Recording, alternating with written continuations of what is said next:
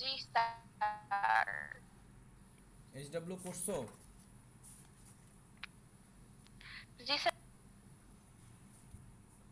সমস্যা আছে কোনো?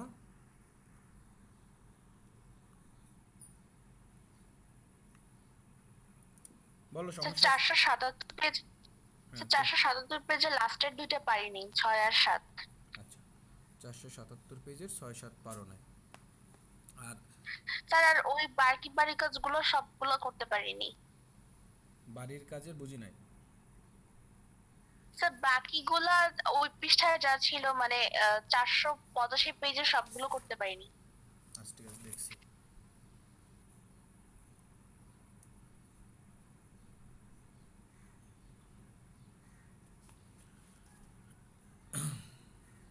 এখানে বলা হয়েছে যে এতমোল নাইট্রিক অ্যাসিড এতমোল সোডিয়াম হাইড্রোক্সাইড দ্রবণ একত্রে মিশ্রিত করা হলো।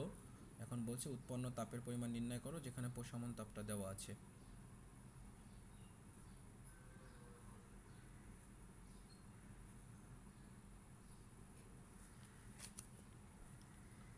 দুইটার মোল দেওয়া আছে, আমরা যদি রিয়াকশন করি নাইট্রিক অ্যাসিড HNO3 প্লাস হচ্ছে সোডিয়াম হাইড্রোক্সাইড, তাহলে আমাদের হবে কি সোডিয়াম নাইট্রেট H2O হবে, তাই তো? এটা হবে। এখন এটা দেখো আমাদের মূলত হচ্ছে এটা 1 মোল বিক্রিয়া করে, এটাও 1 মোল বিক্রিয়া করে, পরস্পরের অনুপাতটা কেমন হয়? এটা নাইট্রিক অ্যাসিড 1 মোল নিলে সোডিয়াম হাইড্রোক্সাইডটা আমাদের 1 মোল নিতে হবে। এখন দেখো আমাদের সোডিয়াম হাইড্রোক্সাইড আছে 0.65 মোল, তাহলে এটাও 0.65 মোল হচ্ছে আমাদের নিতে হবে। কিন্তু আমাদের হাতে কিন্তু নাইট্রিক অ্যাসিডটা 0.75 মোল ছিল, তাই না? 0.75 মোল ছিল।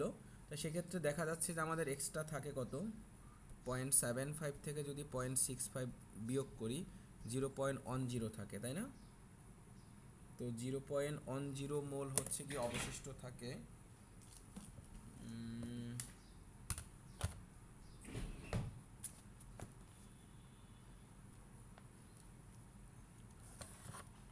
এভাবে চিন্তা করলে এখন প্রশমন তাপটা দেওয়া আছে 57.28, এখন বলছে উৎপন্ন তাপের পরিমাণ নির্ণয় করতে বলা হয়েছে। সেক্ষেত্রে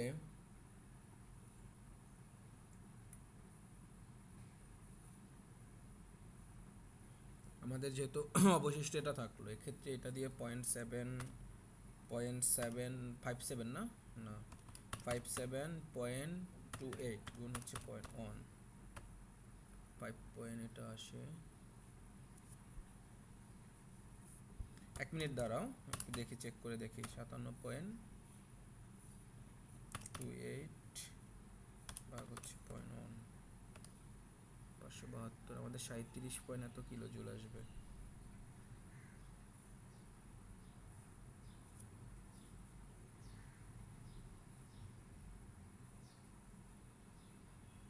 এখানে তো আয়তনটা দেওয়া নাই, তাই না? আয়তনটা যেহেতু দেওয়া নাই কিন্তু শুধু মোল দিয়ে কোশ্চেন করছে, তাহলে তো আমাদের এইটুক তো আসবে। এইটুক আসার পরে প্রশমন তাপটা দেওয়া আছে, এর সাথে গুণ করলে আমাদের 0.75 মাইনাস 0.65, 0.10ই তো আসে। এর সাথে 57.28 গুণ করলে অ্যান্সার আসার কথা এইটা, যে আমাদের 0.10 সাথে আমাদের ছিল -57 মানে প্রশমন তাপ, মাইনাস দ্বারা তো তাপের পরিমাণটা নির্দেশ করে আসলে। এ দুটা গুণ করলে 5.728 কিলো জুল হওয়ার কথা, কিন্তু অ্যান্সার তো অন্য কিছু দেওয়া আছে। পেছনে যেভাবে উদাহরণ যেটা একটা করা আছে সেই কনসেপ্ট অনুসারে যদি আমরা অঙ্কটা মিলাই বা মিলাতে যাই, এভাবেই হওয়ার কথা। আমাদের সমতা করলে তো মিলে নাকি? হ্যাঁ, সমতা তো ঠিক আছে। আচ্ছা দেখো, এটা এমনই হবে হয়তো বা উদাহরণ ইয়াতে অ্যান্সারে ভুল থাকতে পারে, বিকজ আমরা হচ্ছে গিয়ে পেছনের অঙ্কগুলো এই কনসেপ্টই আমরা করেছি। যেমন এখানে বলা হয়েছে, শুনতেছো তোমরা? তোমরা কি শুনতেছো, দেখতেছো? জি স্যার। ওকে, তাহলে এখানে দেখো আমাদের নাইট্রিক অ্যাসিড এবং সোডিয়াম হাইড্রোক্সাইড ছিল। সো নাইট্রিক অ্যাসিড এবং সোডিয়াম হাইড্রোক্সাইড যদি রিয়াকশন করো, তাহলে সোডিয়ামের সাথে নাইট্রেট, সোডিয়াম নাইট্রেট তৈরি হলো, হাইড্রোজেন আর হাইড্রোক্সাইড মিলে পানি হলো। এখন আমরা দেখতে পাচ্ছি এখানে 1 মোল, এখানেও 1 মোল পরস্পরের সাথে বিক্রিয়া করে 1 মোল লবণ 1 মোল পানি উৎপন্ন করলো। তো এটা দেওয়া ছিল 0.65 মোল, এটা দেওয়া ছিল 0.75 মোল। এখন খেয়াল করো তোমরা, যেমন তোমরা যদি হচ্ছে একটা জিনিস কিনতে চাও, দুইটা মানুষ যদি একটা জিনিস কিনতে চাও যেখানে দুইজনের কন্ট্রিবিউশনই সেম থাকবে, তার মানে এখানেও ওয়ান এখানেও ওয়ান, দ্যাট মিনস দুইজনই 50-50, মানে দুইজনই সমান হারে দিবে। এখন ওর কাছে 0.75 মোল আছে, ওর কাছে 0.65 মোল আছে। এখন ও চাইলেই কি 0.75 মোল দিতে পারবে না, এজন্য ওর কনসিডার করতে হবে যে ও যেহেতু 0.65 দিয়েছে, ওর আর বেশি দেওয়ার ক্ষমতা নেই, সেজন্য আমিও 0.65 দিব। তাহলে সেই অনুপাতই দিবে। তাহলে এক্সটা কি থাকবে, নাইট্রিক অ্যাসিডটা কি অবশিষ্ট থাকবে না? এখানে তুমি লিখতে পারো নাইট্রিক অ্যাসিড অবশিষ্ট থাকবে, অবশিষ্ট থাকবে কতটুকু সেটা আমরা লিখতে পারলাম। নাইট্রিক অ্যাসিডের অবশিষ্ট পরিমাণটা হচ্ছে আমরা বের করলাম। এখন দেখো আমাদের নাইট্রিক অ্যাসিড হচ্ছে গিয়ে অবশিষ্ট যেটা থাকলো, ওর সাথে মূলত আমাদের হচ্ছে গিয়ে যে প্রশমন তাপটা, হ্যাঁ প্রশমন তাপটা যে উৎপন্ন হবে, সেই প্রশমন তাপটা হচ্ছে গিয়ে 57.28 ছিল। তো সেই 57.28 যদি আমরা গুণ করলে আমাদের 5.728 কিলোজুল আসার কথা। সো এটাই অ্যান্সার হওয়ার কথা। তাহলে এখানে হচ্ছে কি আমাদের উৎপন্ন তাপের পরিমাণ, উৎপন্ন তাপ এটাই হবে। হয়তোবা অ্যান্সারে কিছু একটা মিস্টেক আছে হয়তোবা, বুঝছো? আর 8 নাম্বার নাকি বিক্রিয়াটির প্রশম এনথালপির মান, এই সেমভাবেই তো 8 নাম্বারটাও সেমভাবেই হবে। এখানে সালফিউরিক অ্যাসিড হচ্ছে গিয়ে সম্পূর্ণরূপে প্রশমিত করতে, সোডিয়াম হাইড্রোক্সাইডের তো হচ্ছে গিয়ে ঘনমাত্রা দেওয়া নাই। আমরা যদি হচ্ছে গিয়ে সালফিউরিক অ্যাসিডকে হচ্ছে গিয়ে 7 নাম্বার সালফিউরিক অ্যাসিডের সাথে যদি সোডিয়াম হাইড্রোক্সাইড রিয়াকশন করি, তো রিয়াকশন করলে আমাদের কি হবে, সোডিয়াম সালফেট তৈরি হবে এবং H2O তৈরি হবে। তাহলে এখানে আমাদের 2 দিতে হবে, তাহলে এখানেও হচ্ছে আমাদের 2 দিতে হবে। এই সমতা করলে এটা আসে। তো 1 মোলার সালফিউরিক অ্যাসিডকে সোডিয়াম হাইড্রোক্সাইড দ্বারা সম্পূর্ণ প্রশমিত করতে এত কিলোজুল তাপ উৎপন্ন হয়। এখন উৎপন্ন তাপের মান দেওয়া আছে, উৎপন্ন তাপ দেওয়া আছে, উৎপন্ন তাপ দেওয়া আছে। তোমার কাছে জানতে চাইছে হচ্ছে প্রশমন এনথালপি। প্রশমন এনথালপি যদি আমরা ক্যালকুলেটরে যাই, 1 মিনিট দাঁড়াও দেখি এটা কিভাবে করা যাবে। প্রশমন তাপ, প্রশমন তাপ,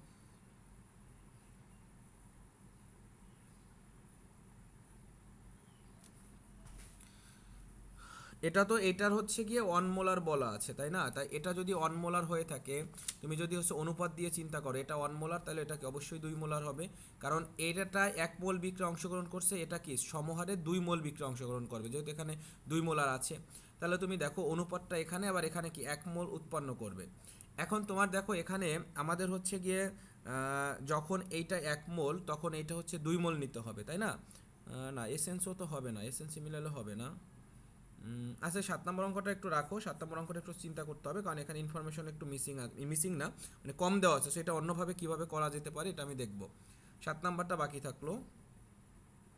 6 নাম্বারটা কি বুঝছো? 7 নাম্বারটা আমার একটু দেখতে হবে। 6 নাম্বারটা কি বুঝছো জি তোমরা? স্যার। আচ্ছা তারপর কত 85 এখানে আর আছে, এখানে আছে আর না নেই। স্যার। তাহলে 87 পেজে যাও, মানে সরি 85 পেজে, 485 পেজে কোনটায় প্রবলেম হয়েছে বলো? 485 পেজে কোনটা প্রবলেম হয়েছে?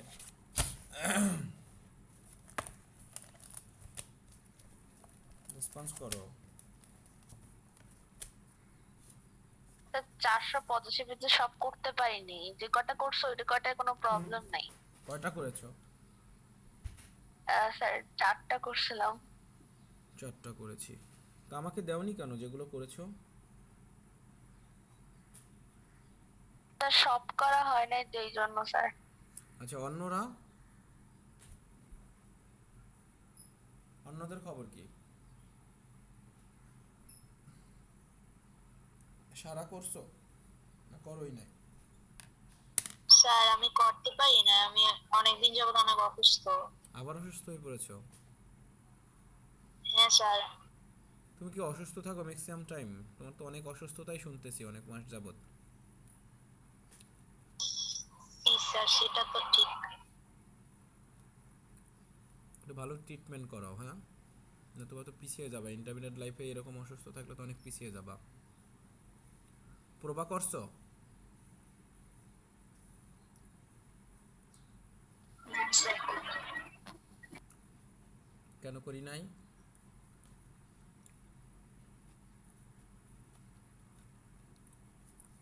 আমি কি দু একটা অঙ্ক করাবো এখান থেকে, না তোমাদের কাজ থাকবে?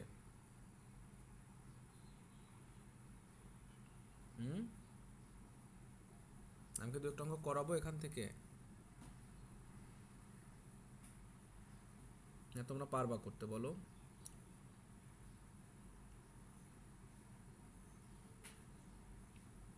পারা উচিত, সবগুলোই একই ধাঁচের অঙ্ক,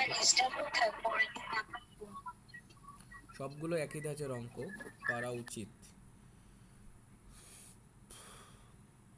আচ্ছা আমরা হচ্ছে 11 নম্বর অঙ্কটা একটু দেখতে পারি। 11 নম্বর অঙ্কটা একটু একটু হচ্ছে অন্যরকম একটা অঙ্ক আছে, এখানে দিন চাইছে মেবি।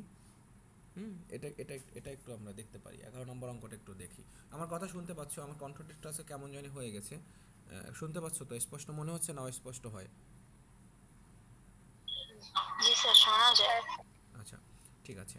তাহলে দেখো 11 নম্বর অঙ্কটা একটু আমরা দেখি। এটা একটু কেমন জানি মানে একটা দিন চাইছে। নর্মালি হচ্ছে আমরা ডেল আইসের মান ক্যালকুলেট করে, অন্য সবগুলোই মোটামুটি ডেল আইসের মানই ক্যালকুলেট দেখতেছি। তো 11 নম্বরটা হচ্ছে গিয়ে তোমার কাছে জানতে চাওয়া হয়েছে কতদিন তুমি ব্যবহার করতে পারবা, তাই না? তো আমি কোশ্চেনটা পড়ি প্রথম থেকেই। যে দেখো, একটা এলপিজি সিলিন্ডারে এত কেজি বিউটেন গ্যাস আসে। কোনো পরিবারে রান্নার জন্য প্রতিদিন হচ্ছে গিয়ে 18,000 কিলোজুল শক্তির প্রয়োজন হলে ওই সিলিন্ডারের গ্যাস কতদিন ব্যবহার করা যাবে, মানে ওই সিলিন্ডারে যে গ্যাস আছে সেই গ্যাসটা তুমি কতদিন ব্যবহার করতে পারবা সেটা তোমার কাছে জানতে চাওয়া হয়েছে। এবং বিউটেনের দহন তাপ দেওয়া আছে তোমার কত, 2650 কিলোজুল পার মোল। তো ফার্স্ট অফ অল তোমার যেটা জানতে হবে সেটা হচ্ছে গিয়ে C4H10, মানে হচ্ছে তোমার বিউটেনের সংকেতটা তোমার জানতে হবে প্রথমত। তাহলে বিউটেনের সংকেত হচ্ছে কত, C10H, কত, C4H10। কারণ বিউটেন হচ্ছে কি, আমরা 4 কার্বন বিশিষ্ট যৌগটাকে আমরা বিউটেন বলি। CS2 মানে CH3 CH2 CH2 CH3, তো একে আমরা বলবো বিউটেন। ওকে, তাহলে এই যে বিউটেনটা, বিউটেনের হচ্ছে গিয়ে সংকেত C4H10, এর যেহেতু আমরা দহন করব তাহলে অবশ্যই কী করতে হবে, অক্সিজেনের সাথে বিক্রিয়া করতে হবে। তো আমরা জানি দহন বিক্রিয়া কী হয়, কার্বন ডাই অক্সাইড এবং হচ্ছে পানি উৎপন্ন হয়। তো হলো কার্বন ডাই অক্সাইড পানি উৎপন্ন। এখন তুমি সমতা করো, এখানে 4টা কার্বন আছে, এখানে হচ্ছে অবশ্যই 4 নিতে হবে, নিলাম 4। এখন এখানে অক্সিজেন আছে, হাইড্রোজেন আছে কয়টা, 10টা। এখানে আছে কয়টা, 2টা। তাহলে এখানে কি 5 দিবা, তাহলে 10টা হয়ে গেল। এখন তারপরে দেখো এখানে অক্সিজেন আছে কয়টা, 2টা বিক্রিয়ক, আর উৎপাদে আছে কয়টা, এখানে 8টা, এখানে 5টা, 13টা। তো তুমি এখানে যদি 13/2 করো তাহলে তো হয়ে যায় সমতা। তো আপাতত আমরা সমতা বিক্রিয়া করেছি। এখন দহন তাপটা তোমার এখানে দেওয়া আছে। তো দহন তাপ যেহেতু দেওয়া আছে, তো আমরা এটাকে লিখতে পারি যে ডেল এইচের মানটা, এখানে দহন তাপ বলতে বোঝায় অক্সিজেনের সাথে বিক্রিয়া হয়েছে বিধায় এটাকে দহন বিক্রিয়া বলবো। দহন বিক্রিয়ায় যে তাপ উৎপন্ন হয় তখন তাকে আমরা সেটাকে দহন তাপ বলবো। তো দহন তাপটা তোমার দেওয়া আছে কত, দেখো 2650 কিলোজুল পার মোল, এটা তোমার এখানে দেওয়া আছে। এখন তোমাকে নির্ণয় করতে বলছে কত দিন যাবে, মানে দিন সংখ্যা তোমার কাছে জানতে চাওয়া হয়েছে।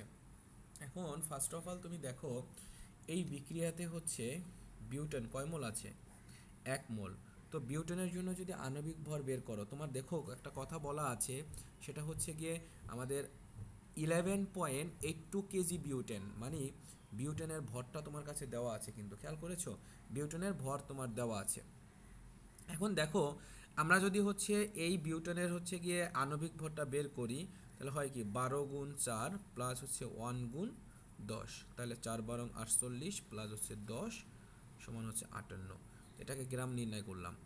তাহলে দেখো যখন 58 গ্রাম বিউটেন আমরা ব্যবহার করি তখন উৎপন্ন তাপটাকে যদি হচ্ছে আমরা গ্রাম এককে চিন্তা করি, যে তাপটা উৎপন্ন হয় সেটাকে আমরা গ্রাম এককে নিলাম, 2650 গ্রাম উৎপন্ন হয়, মানে তাপটাকে অ্যাকচুয়ালি গ্রাম একক হয় না। তো সো এখানে আমরা মনে করো কিলোজুল, কিলোজুল কি সরি এখানে গ্রাম মনে করব, কারণ এখানে হচ্ছে কিলোজুলে যেহেতু দেওয়া আছে কিলোজুল চিন্তা করব, গ্রাম না। তো আমরা যদি উৎপাদের যে কোনো একটা যৌগটা চিন্তা করতাম তাহলে অবশ্যই হচ্ছে গিয়ে আমরা ওই যৌগটা হচ্ছে গিয়ে আণবিক ভরগুলো নিতাম, সেটা গ্রাম একক হইতো। এখানে যেহেতু কিলোজুল আছে তাহলে অবশ্যই এখানে হচ্ছে কি 58 গ্রাম বিউটেন থেকে আমরা কত কিলোজুল তাপ পাচ্ছি, 2650 কিলোজুল তাপ পাচ্ছি। সো 1 গ্রাম থেকে তুমি কত পাবা, 2650 / 58 কিলোজুল পাবা। আর তোমার কোশ্চেনে বলা ছিল, দেখো কোশ্চেনে বলা ছিল এই বিউটেনটা ছিল হচ্ছে 11.82 কেজি। তো একে গ্রামে যদি নিতে চাও তাহলে 11.82 ইন্টু কত, 10³ গ্রাম। তাহলে এত গ্রাম, যেহেতু গ্রাম এককে লিখেছি এখানে আমরা গ্রাম লিখবো, 11.82 ইন্টু হবে কি 10³ গ্রাম থেকে উৎপন্ন হবে কতটুকু, উৎপন্ন হবে গিয়ে 2650 ইন্টু হচ্ছে 11.82 ইন্টু হচ্ছে কি 10 কিউব ডিভাইড হচ্ছে কত 58 কিলো জুল।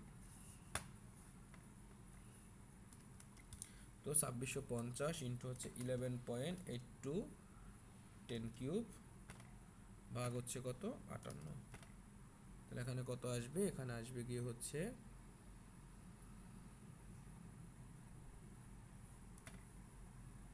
ইঞ্জিনিয়ারিং ফরম্যাটে নেওয়ার পর 5.4 ইন্টু হচ্ছে 10⁵ কিলো জুল। যখন হচ্ছে এখানে যে ভরটা দেওয়া আছে ওই ভর থেকে কত কিলো জুল তাপ উৎপন্ন হবে সেটা আমরা পেয়েছি। এখন তুমি খেয়াল করো আর একটা ইনফরমেশন তোমার বইতে দেওয়া আছে, সেটা হচ্ছে প্রতিদিনে 18,000 কিলো জুল শক্তির প্রয়োজন। তাহলে আমরা এখানে দেখো এখান থেকে কনসিডার করে আমরা কি দিনটা বের করতে পারি। তো 18,000 কিলো জুল দরকার হয় কয় দিনে, একদিনে। তাহলে 1 কিলো জুল দরকার হবে কত দিনে, 1 কিলো জুল দরকার হবে 1/18,000 দিনে। আর তোমার মানে তাপের পরিমাণটা কত ছিল 5.4 ইন্টু হচ্ছে 10⁵ কিলো জুল, দরকার হবে কত 5.4 ইন্টু হচ্ছে 10⁵ ডিভাইডেড বাই হচ্ছে কি 18,000 দিনে। একে হচ্ছে গিয়ে 18,000 দিয়ে যদি ভাগ করি তাহলে আমরা পেয়ে যাব কত 30.003 দিন। দ্যাট মিনস এটাকে আমরা 30 দিন লিখতে পারি, 30 দিন। তাহলে এখানে যে তাপটা উৎপন্ন হয়েছে কতদিন ব্যবহার করতে পারবা যা আছে, মানে বিউটেনের যে ইনফরমেশনগুলো দেওয়া আছে সেগুলো থেকে যদি আমরা কনসিডারেশন চিন্তা করি বা কনসিডারেশনে নেই, তাহলে আমরা বলতে পারি যে এখানে 30 দিন আমরা চালাতে পারবো এটা দিয়ে। আমরা কি বুঝতে পেরেছি? বুঝছো সবাই? জি স্যার। বাকি যে ইনফরমেশনগুলো দেওয়া আছে এরকম 8 নাম্বার অঙ্কটাও হচ্ছে গিয়ে তোমার এরকম দেখো আমাদের এখানেও দিনের কোশ্চেন বলছে যে কত দিন লাগবে, 8 নাম্বারও তাই দেখতে পাচ্ছি দিন চাইছে এখানেও দেখো। তো 8 নাম্বারটাও সেমভাবে করবা, এখানেও বিউটেনের পরিমাণ কেজি এককে দেওয়া আছে, রান্নার জন্য এত কিলো যে শক্তির প্রয়োজন, কতদিন ব্যবহার করা লাগবে এটা দেওয়া আছে, এবং বিউটেনের হচ্ছে ডেলাইসের মানটা দেওয়া আছে, একদম সেম অঙ্ক, এটাও আমাদের পারার কথা। আর বাকি অঙ্ক সবগুলোই হচ্ছে অলমোস্ট সেম। 4 নাম্বার হচ্ছে কি গ্রাম চাইছে, কি পরিমাণ অক্সিজেন, এটা সহজ জিনিস, এটা পারবা, এটা এমনিতেই পারবা। এতগুলো জল তাপ উৎপন্ন হয় কি, আমরা যদি মিথেনের কি আণবিক ভর কত 16 না, তাহলে মানে ওখানে যে তাপটা উৎপন্ন আছে ওইটা হচ্ছে 16 গ্রাম থেকে 1 কিলো জল উৎপন্ন হইতে কত গ্রাম লাগছে, আর 1500 কিলো জল উৎপন্ন হইতে কত জল রাখছে। তো এটা থেকে আমরা পারবো। বাকি সব অঙ্কই অলমোস্ট সেম, এখন বাকিগুলো সবই পারার কথা, বুঝছো? বাকি সবগুলোই সেম বলতে আমি এটা বুঝাচ্ছি, বাকি সবগুলোই তোমার ডেলাইসের মানটা ক্যালকুলেশন করা। সো ডেলাইসের মান কিন্তু আমরা ক্যালকুলেট করতে পারি, ঠিক আছে? ডেলাইসের মান আমরা নর্মালি ক্যালকুলেট করতে পারবো, সো হয়ে যাবে। আর 6 নাম্বারটা একটু এরকম আছে বলতে পারো, এই 6 নাম্বার হচ্ছে যেহেতু গ্রামের পরিমাণটা দেওয়া আছে 7.8 গ্রাম বেনজিনকে দহন করে, তাহলে দেখো বেনজিনকে দহন করে এটা আমি রিডাকশনটা একটু দেখাই। 6 নাম্বারের 6 নাম্বারটা যদি আমি বলি যে এখানে বলছে যে স্থির আয়তনে 27 ডিগ্রি সেলসিয়াস উষ্ণতায় 7.8 গ্রাম বেনজিনকে সম্পূর্ণরূপে দহন করলে, বেনজিন মানে কি C6H6 না বলো? আর যে কোনো দহন বিক্রিয়া মানেই তো হচ্ছে কার্বন ডাই অক্সাইড আর পানি হওয়া। সো এখানে কার্বন ডাই অক্সাইড আর পানি আজ ইউজুয়াল তৈরি হবে। সো এখানে কার্বন 6টা আছে, এখানেও তুমি 6 দাও, হাইড্রোজেন 6টা, এখানে কত 3 দাও, তাহলে অক্সিজেন এখানে কয়টা 2টা, এখানে হচ্ছে কয়টা 6 দুগুণে 12 আর 3 15, তাহলে এখানে কত 15 ডিভাইডেড বাই 2 দিবা, তাহলেই সমতা হয়ে যাবে। এখন দেখো এখানে আমাদের 1 মোল বেনজিনের আণবিক ভর যদি তুমি বের করো তাহলে যোগ 1 ইন্টু 6, তাহলে আণবিক ভর আসবে কত 6 বারং 72 আর 6 78 গ্রাম। বুঝতে পারছি?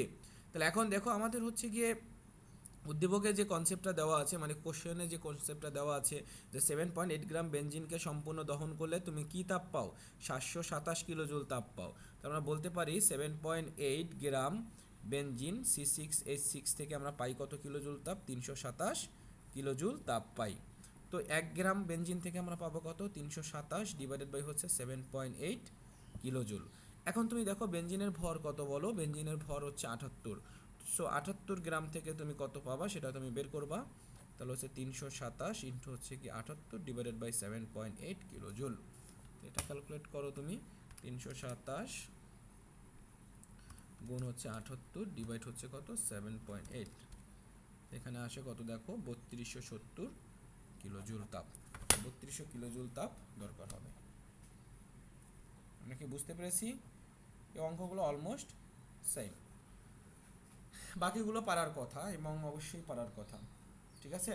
সো আমাদের হচ্ছে কি এটা পূর্ণাঙ্গভাবে কমপ্লিট করবা, যে কয়টা অঙ্ক আছে অবশ্যই অঙ্কগুলো কমপ্লিট করবা। এখন যাও পঞ্চম অধ্যায় চলে যাও। পঞ্চম অধ্যায় আমরা আগের দিন যে কনসেপ্টগুলো পড়েছিলাম সেই কনসেপ্টগুলো কি হয়েছে? একটু অনেস্ট থাকলে আমি পড়াটা ধরতে পারি।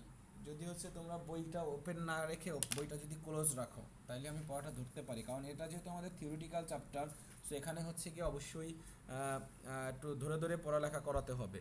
ঠিক আছে, এখন যদি তোমরা অসৎ হও তাহলে হচ্ছে কি অবশ্যই কি হবে, অসৎ হলে অবশ্যই হচ্ছে গিয়ে আমি জিজ্ঞেস করব, তোমরা বই দেখে হচ্ছে অ্যান্সার দিবা, তাহলে আসলে তোমাদেরই লস। আমি কি জিজ্ঞেস করব?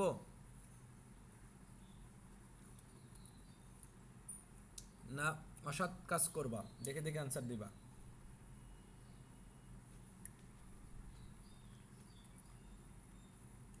স্যার না দেখেই বলতাম, বাট আমি তো পড়তেই পারি নাই।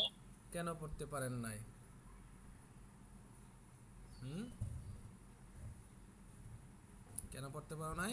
স্যার অসুস্থ? আমি 3-4 দিন যাবত বই খাতার কাছেই যাইতে পারি নাই। তোমার কি শরীর অনেক দুর্বল এরকম কিছু? তুমি প্রায় অসুস্থ হও, মানে শরীরের জি প্রবলেম কি স্যার। তোমার? হুম, তুমি কি অনেক শুকনা মানুষ?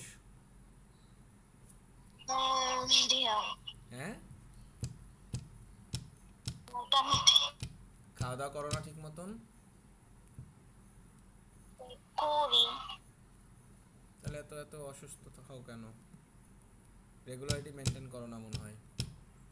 খাবার দাবার রেগুলারিটি মেনটেন করবা, তাহলে অসুস্থ কম হবা। উপমা বুঝছো?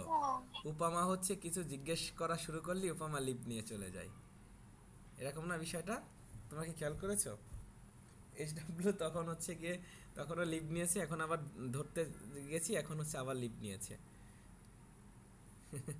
যাই হোক, কলি প্রভা তোমরা কি পড়েছো পঞ্চম অধ্যায়?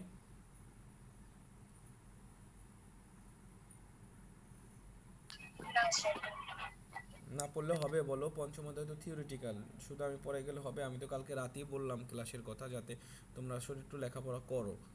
কালকে হচ্ছে আমার আসলে ডিপার্টমেন্টে আমাদের তো গ্রাজুয়েশন কমপ্লিট হয়েছে, তো আমাদের হচ্ছে কালকে আমাদের হচ্ছে গ্রাজুয়েশন ডিনার, এজন্য হচ্ছে গিয়ে একটু ব্যস্ত থাকা হবে কালকে।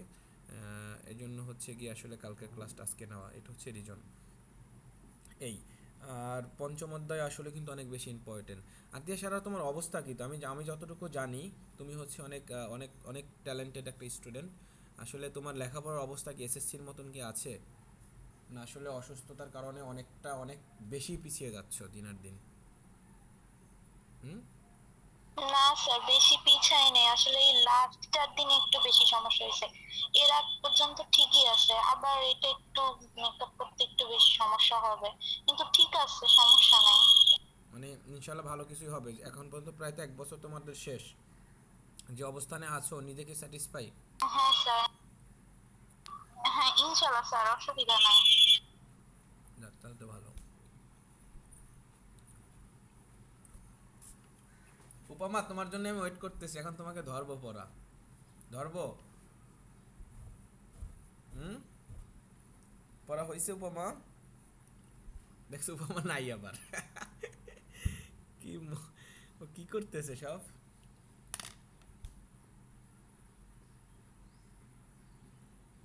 ঠিক আছে, দেখো আমরা আগের দিন কোন পর্যন্ত পড়েছিলাম পঞ্চম অধ্যায়ের? আগের দিন আমরা হচ্ছে কয়েকটা খাদ্য, স্যার, বলো। স্যার এই যে ড্যাপ মানে কি? ডিএপি আর এসপি? কোন জায়গায় পেয়েছো? স্যার 518 পেজে উদাহরণে দেওয়া আছে যে। বিএইচ এ আর বিএইচটি এগুলো? জি স্যার। এগুলো এক একটা যৌগের সংক্ষিপ্ত ফর্ম, দেখো যৌগগুলোর নিচে নামগুলো কিন্তু দেওয়া আছে। বিএইচএ হচ্ছে গিয়ে বিউটালেটেড হাইড্রো অক্সি হাইড্রো অক্সিনো কি অক্সিনিসোল, এটা হচ্ছে গিয়ে বিএইচ এর পূর্ণরূপ। মানে বিএইচ এর হচ্ছে গিয়ে মানে ওই যৌগটা সংক্ষিপ্ত রূপ হচ্ছে বিএইচ। আবার স্যার ওইটা একটা সার না স্যার? এটা একটা সার কিনা তাই? এটা জাস্ট হচ্ছে গিয়ে রাসায়নিক পদার্থ একটা, যেটা হচ্ছে গিয়ে অ্যান্টিঅক্সিডেন্ট। মানে এটা কি করবে, যে আমাদের নর্মালি জারণ বিক্রিয়া মানে কি, কোনো কিছুর সাথে অক্সিজেনের বিক্রিয়া। তো তো আমরা যখন হচ্ছে একটা খাদ্য সংরক্ষণ করব, হ্যাঁ, তাহলে আমাদের ওখানে যাতে কোনো ধরনের রিয়াকশনটা যাতে না হয় সেটার প্রতি আমাদের খেয়াল রাখতে হবে। যদি রিয়াকশন হয়ে যায় তাহলে তো তুমি আলাদা একটা উৎপাদ তৈরি হবে যেটা আসলে হ্যাম্পারজনক, হ্যাঁ। তো এই জিনিসটা উৎপন্ন হতে দেওয়া যাবে না। তাহলে এই বিএইচএ বলো, বিএইচটি বলো, তারপরে হচ্ছে মানে টিবিএইচকিউ বলো, এরা প্রত্যেকে কী করে জানো, এই যে খাদ্যটা যে আমরা সংরক্ষণ করি সেই খাদ্যটা সংরক্ষণ করতে গিয়ে দেখা যাচ্ছে যে কোনো সময় দেখা যাচ্ছে যে অক্সিজেনের সংস্পর্শ আসতে পারে। অক্সিজেনের সংস্পর্শ আসা মানেই হচ্ছে আমরা জানি জারণ বিক্রিয়া হবে। তো এই জারণ বিক্রিয়াটা যাতে না হয়, সেই জারণ বিক্রিয়া না হওয়ার জন্য এরা কাজ করে। এরা জারণ বিক্রিয়াগুলো হতে দিবে না। সহজ কথায় হচ্ছে গিয়ে খাদ্যদ্রব্যকে তেল চর্বির জারণ প্রক্রিয়া থেকে রক্ষা করার জন্য এই উপাদানগুলো বা এই যৌগগুলো ব্যবহার করা হয়। এবং এই যৌগগুলোর সংকেত কিন্তু আমাদের আয়ত্ত করতে হবে, এটা আমি আগের দিনও বলেছিলাম। আমি কি বুঝাতে পেরেছি? হুম। জি স্যার। এগুলো একটু কিন্তু মনে রাখতে হবে। তারপর এরকম বাংলায় লেখা আছে, দেখো নিচে লেখা আছে প্যারাবেন। প্যারাবেনের সংকেত কি? প্যারাবেনের সংকেত হচ্ছে এটা, এখানে থাকবে ওএইচ সি ডব্লিউ আর। এই আর এর পরিবর্তে আবার কি, যে কোনো সংখ্যক অ্যালকাইল মূলক যুক্ত হইতে পারে, বুঝছো? তারপর দেখো ইডিটি এর পূর্ণরূপ কি, এরকমও কোশ্চেন কিন্তু হয়। ইডিটি এর পূর্ণরূপ কি? ইডিটি এর পূর্ণরূপ হচ্ছে ইথাইলিন ডাইয়ামিন টেট্রাসিটেট।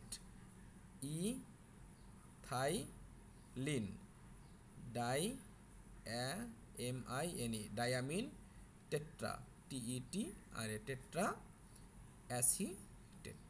এটা হচ্ছে তোমার ইডিটি এর পূর্ণরূপ। সো এই ইডিটি এর হচ্ছে কি আমাদের ফুল মিনিং কি, বা হচ্ছে আমাদের বিএইচ এর পূর্ণরূপ কি, বিএইচটি এর পূর্ণরূপ কি, বি মানে টিবিএইচকিউ এর পূর্ণরূপ কি, এগুলো কিন্তু পরীক্ষার জন্য ইম্পর্টেন্ট। এগুলো কিন্তু আমাদের হচ্ছে কমার্কে অনেক সময় কোশ্চেন আসবে যে এর পূর্ণরূপটা লিখো, ওটার পূর্ণরূপ লিখো, এভাবে পরীক্ষায় কিন্তু কোশ্চেন হিসাবে আসতে পারে। আমি কি বুঝাতে পেরেছি?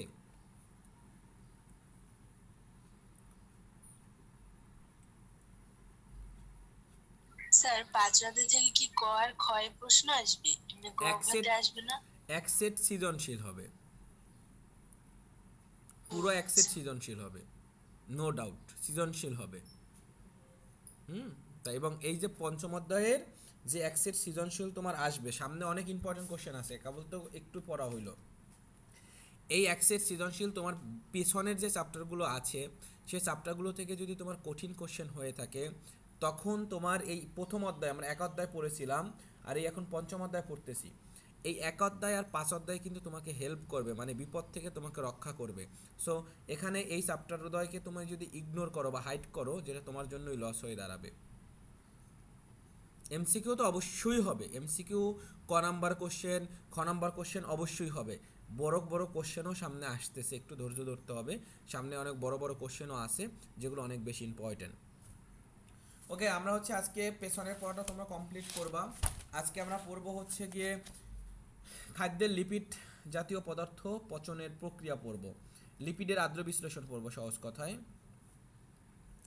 লিপিডের আদ্র বিশ্লেষণ, লিপিডের আদ্র বিশ্লেষণ। দেখো আমাদের হচ্ছে লিপিড জাতীয় খাদ্যের পচন 3টা উপায়ে ঘটানো যায়। এর ভিতরে ফার্স্ট অফ অল হচ্ছে এই, দেখো এটাও কিন্তু একটা বড় কোশ্চেন যে লিপিডের আদ্র বিশ্লেষণ তুমি কয়টা হইতে করতে পারবা, লিপিডের পচন প্রক্রিয়া বিশ্লেষণ করো। সো লিপিডের পচন প্রক্রিয়ার ক্ষেত্রে আমরা দেখো প্রথমত যেটা নেওয়া হবে, লিপিড জাতীয় খাদ্যকে নিতে হবে। লিপিড জাতীয় খাদ্য বলতে এটা একটা লিপিড জাতীয় খাদ্য, ও সি ডাবল ও আর, আর এর জায়গায় আমরা ধরছি এখানে C17H35। আমরা এসএসসিতে হচ্ছে এরকম একটা ইয়া পড়ে আসছিলাম, মনে আছে কিনা, C00R, মানে সাবান প্রস্তুতির জন্য এরকম পড়েছিলাম, CH, C00R, আর হচ্ছে গিয়ে CH2, C00R। এর সাথে আমরা হচ্ছে গিয়ে বিক্রিয়া করেছিলাম, সোডিয়াম হাইড্রোক্সাইডের বিক্রিয়া করেছিলাম। এখন কি করব, সেম জায়গায় আর এর জায়গায় কি করছি, C17H35, কারণ আর এর হচ্ছে কার্যকারী মূলক সংকেত হচ্ছে CnH টুয়াইজেন +1। তাহলে কার্বন যদি হচ্ছে গিয়ে 15টা নাও, মানে 17টা নাও, তাহলে হাইড্রোজেন হবে 17 × 34 আর 1 35টা। তো সেটা এখানে করা হয়েছে। এরপর দেখো আবার হচ্ছে CH, এখানে গাঠনিক আকারে লেখা হয়েছে এটাকে C17H35। সেমভাবে CH2 ও CO C17H35। এর সাথে কি করা হয়েছে, 3 মোল পানির রিয়াকশন করা হয়েছে। 1 মোল পানিকে যদি তুমি ভাঙো একটা হাইড্রোজেন প্লাস এবং OH মাইনাস পাও, তা 3টা পানির অণুকে ভাঙলে 3টা হাইড্রোজেন প্লাস এবং 3টা OH মাইনাস পাবো আমরা। এখন দেখো এই অংশের এই টোটালটাকে আমরা কি বলতে পারি, ধনাত্মক অংশ, এবং এই টোটাল অংশটাকে আমরা ঋণাত্মক অংশ বলতে পারি। আর পানির ধনাত্মক অংশ হচ্ছে কি মানে হাইড্রোজেন প্লাস, আর ঋণাত্মক অংশ হচ্ছে কি OH। তাহলে দেখো এই যৌগটার যে ধনাত্মক অংশটা ছিল তার সাথে পানির ঋণাত্মক অংশটাকে আমরা যুক্ত করে দিতে পারি না, একে আমরা বলি গ্লিসারিন। তো পরীক্ষায় তোমার অনেক সময় কোশ্চেন আসতে পারে যে গ্লিসারিন প্রস্তুত করো, সো গ্লিসারিন প্রস্তুতও কিন্তু এখানে হয়ে গেল। আর হলো কি দেখো এখানে C17H35, C17H35, আর এখানে আছে কি C দুইটাও, তাহলে C এতটুকু আছে করা 3টা। তাহলে এর সাথে কি মাইনাসের সাথে কি 3টা হাইড্রোজেন যুক্ত করে কি এখানে একবারে 3 লিখছি পিছনে, মানে কি 3টা এই যৌগটা তৈরি হয়ে গেল। একে আমরা বলি স্টিয়ারিক অ্যাসিড, স্টিয়ারিক অ্যাসিড। তো এভাবে লিপিডের যখন আদ্র বিশ্লেষণ মানে হচ্ছে আদ্র মানে পানি, পানির সাথে যখন আমরা রিয়াকশন করব তখন হচ্ছে আমাদের এরকম হচ্ছে লিপিড আদ্র বিশ্লেষণ ফলে লিপিড পচে দুর্গন্ধ সরাবে, এখানে দুর্গন্ধের সৃষ্টি হবে এবং খাবারটা আসলে অযোগ্য হয়ে পড়ে, কারণ আদ্র বিশ্লেষণের পরে সৃষ্ট ভিন্ন ভিন্ন অ্যাসিডের গন্ধ ভিন্ন ভিন্ন রকম হয়ে থাকে। যেমন এখানে দেখো স্টিয়ারিক অ্যাসিড হয়েছে, তাহলে এখানে যদি 1735 যদি না নিয়েও এখানে আর এর পরিবর্তে তো যে কোনো অংশই নিতে পারো, তাই না? তো এখানে ধরো মানে C17টা না নিয়ে তুমি অন্য সংখ্যক নিলা, তখন ওখানে যে অ্যাসিডটা তৈরি হবে সেই অ্যাসিড অনুসারে এখানে দুর্গন্ধটা সরাবে, তাহলে অবশ্যই হচ্ছে ডিফারেন্ট কোনো অ্যাসিড তৈরি হতে পারে, তাহলে ডিফারেন্ট কোনো গন্ধ হতে পারে, তাহলে অবশ্যই এটাই বলছে যে ভিন্ন ভিন্ন অ্যাসিড ভিন্ন ভিন্ন গন্ধ সরাবে, যেটা আসলে আমাদের জন্য মানে খাবার সংরক্ষণ বলো, হ্যাঁ, বা লিপিড জাতীয় খাবার বলো, এগুলো হচ্ছে আমাদের জন্য আসলে অনেক মানে হার্মফুল বা ক্ষতিকর হয়ে যাবে। আমরা বুঝতে পেরেছি কীভাবে এটা পচানো হয়ে থাকে, লিপিডেরটা বুঝছি। স্যার এরপর স্যার, এই সাবান কত? প্রস্তুতির ক্ষেত্রে এইরকম কিছু একটা হয় না স্যার? হ্যাঁ, সাবানের ক্ষেত্রে যে আমি সোডিয়াম। কিন্তু সেইটা কিন্তু এখানে বলছিলাম, এই যে সাবানের ক্ষেত্রে এখানে কি করতাম, সোডিয়াম হাইড্রোক্সাইডের সাথে বিক্রিয়া করতাম, সেটা কিন্তু কম্পেয়ার আমি করেছি, ঠিক আছে? এই যে এখানে হচ্ছে সাবান প্রস্তুত আমরা তৈরি করতাম, সাবানের ক্ষেত্রে অনেকটা এমনই হয়, জাস্ট এখানে আদ্র বিশ্লেষণ হওয়ার কারণে জাস্ট পানির সাথে বিক্রিয়া করা হয়েছে, বাট সাবানের ক্ষেত্রে আমরা পানির সাথে বিক্রিয়া না করে সোডিয়াম হাইড্রোক্সাইডের সাথে রিয়াকশনটা করতাম, বুঝতে পেরেছো? তাহলে এটাই হচ্ছে ডিফারেন্স, এখানে হচ্ছে গিয়ে ওই লিপিডটার সাথে কি করব, আদ্র বিশ্লেষণ করা মানে হচ্ছে পানির সাথে রিয়াকশন করবা, এই ডিফারেন্সটাই হচ্ছে এখানে, বুঝছো? এরপর দেখো আমাদের হচ্ছে লিপিডের জারণ আছে, জারণ মানে হচ্ছে অক্সিজেনের সাথে বিক্রিয়া, অক্সিজেনের সাথে বিক্রিয়া করলে দেখা যাবে কি হবে, এখানে থিওরিটিক্যাল কোশ্চেন, অক্সিজেনের সাথে বিক্রিয়া করলে দেখা যেতে পারে কি ওর যে বন্ধনগুলো আছে লিপিডের সেগুলো হচ্ছে ভেঙে যেতে পারে, বুঝছো?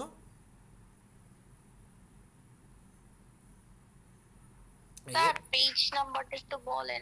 আমার পেজে আমার বইতে হচ্ছে 523 পৃষ্ঠা।